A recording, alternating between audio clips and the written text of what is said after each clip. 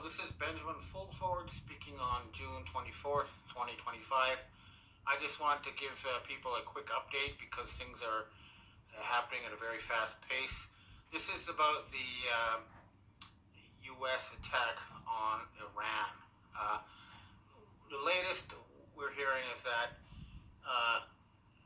it appears that the United States was under extreme pressure to attack Iran, and what they did was it was sabotage from inside. They told the Iranians in advance exactly where they were going to attack. It gave the Iranians time to evacuate so that nothing happened with the attack, and then the Iranians responded by doing the same thing and telling the Americans they're going to attack the air base in Qatar so the Americans could evacuate, and then they announced a ceasefire and a face-saving excuse for the Trump regime to say, well, the 12-day war is ended and we won, we stopped Iran's nuclear ambitions, and that's it, we don't have any part of it.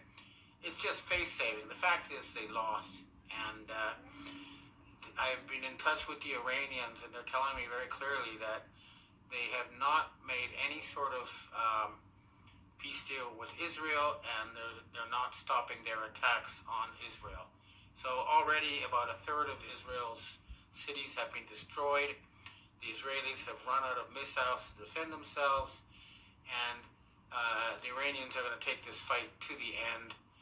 The other thing that's happened, of course, is a lot of people are scratching their heads and wondering, why is it that Americans politicians are all saying attack Iran when public opinion polls show that 85% of Americans are opposed to this? So this has exposed the politicians to everybody now as being not representatives of the United States, but rather representatives of the Chabad death cult. And they're probably being blackmailed. So hopefully this will lead to the arrest of most members of Congress and most of the top politicians in the West. That's the solution that's needed. But in any case, the Iranians tell me they're going to keep attacking.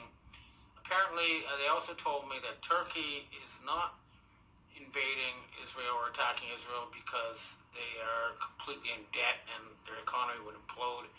But the public opinion in Turkey and Egypt is so strong that, just having some cards to hold against top leaders is not going to be enough. So this really does look like the end of Israel and the beginning of Judea. And Judea, the Iranians agree with this idea, which is that all the people living in Israel will be known as Judeans. That includes the native Judeans, who are misleadingly called Palestinians, and the European immigrants, the Ashkenazi Jews. They will live together in peace in a single new country that will no longer be the world's leading source of terrorism and trouble. And we expect also that this incident is going to lead to the end of the United States government as we know it. But I just wanted the main point I wanted to make here is that the American military has forced the Trump regime to stop their plan to have war on Iran. They refused the orders. It's not going to happen. And Israel is now doomed. And their only option is to agree to the replacement of the racist state of Israel with the multi-ethnic, multi-religious state of Judea. And that is what's going to happen. Okay, that's all. I just wanted to make a quick update. There is no ceasefire between Iran and Israel, and it won't until Israel is replaced by Judea. Thanks for tuning in. Hope to see you again on Friday.